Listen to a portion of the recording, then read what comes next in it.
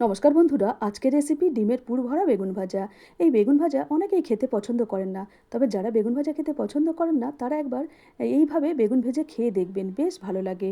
আর বেগুন ভাজার এই রেসিপিটা বানানোর জন্য প্রথমেই আমি একটা মিডিয়াম সাইজের বেগুন পরিষ্কার জলে ধুয়ে গোল গোল করে কেটে নিয়েছি। এইবার এই গোল করে কেটে রাখা বেগুনের মাঝখানের অংশ গোল করে কেটে রিংয়ের মতো বানিয়ে নিয়েছি। আর মাঝখানের যে অংশটা কেটে নিয়েছি সেটাও একদম কুচি কুচি করে নিচ্ছি, যতটা কুচানো যায় সুন্দর করে কুচি কুচি করে নিচ্ছি সমস্ত টুকরোগুলো। এই যে সমস্ত টুকরোগুলো কুচানো হয়ে গেছে। এইবার এই কুচানো বেগুন একটা অন্য একটা বাটির মধ্যে নিয়ে নেব। এই যে সমস্ত সুন্দর করে কুচানো হয়ে গেছে, বাটির মধ্যে নিয়ে নিয়েছি। এইবার এর মধ্যে দিয়ে দিয়েছি কিছুটা পরিমাণ কাঁচা পেঁয়াজ, কাঁচা লঙ্কা, টমেটো আর ধনেপাতা দিয়ে দিলাম। আর কিছুটা পরিমাণ মতো লবণ, হলুদ, জিরে গুঁড়ো, ধনে গুঁড়ো দিয়ে ভালো মতো মিক্সড করে নেব। এই যে ভালো মতো মিশিয়ে নিয়েছি। এইবার এর মধ্যে দিয়ে দেবো দুটো ডিম। ডিম দিয়ে ভালো মতো মিশিয়ে নেব। মেশানো হয়ে গেছে।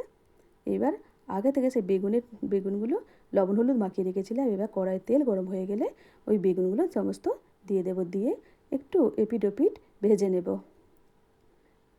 এপিট এপিট ভেজে নিয়েছি, নিয়ে এবার এর মধ্যে দিয়ে দেবো আগে থেকে যে বানিয়ে রেখেছিলাম ডিমের পুর।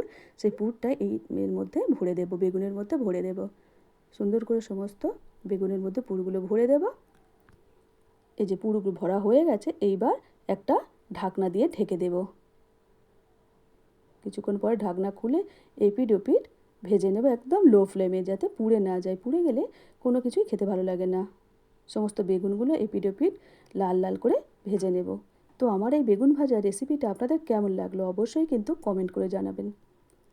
এই সমস্ত বেগুনগুলো সুন্দর করে ভেজে নিয়েছি। এবার একটা অন্য প্লেটের মধ্যে তুলে নেব। সমস্ত বেগুনগুলো তুলে নিয়েছি। গরম ভাতের সাথেও বেশ ভালো লাগে খেতে।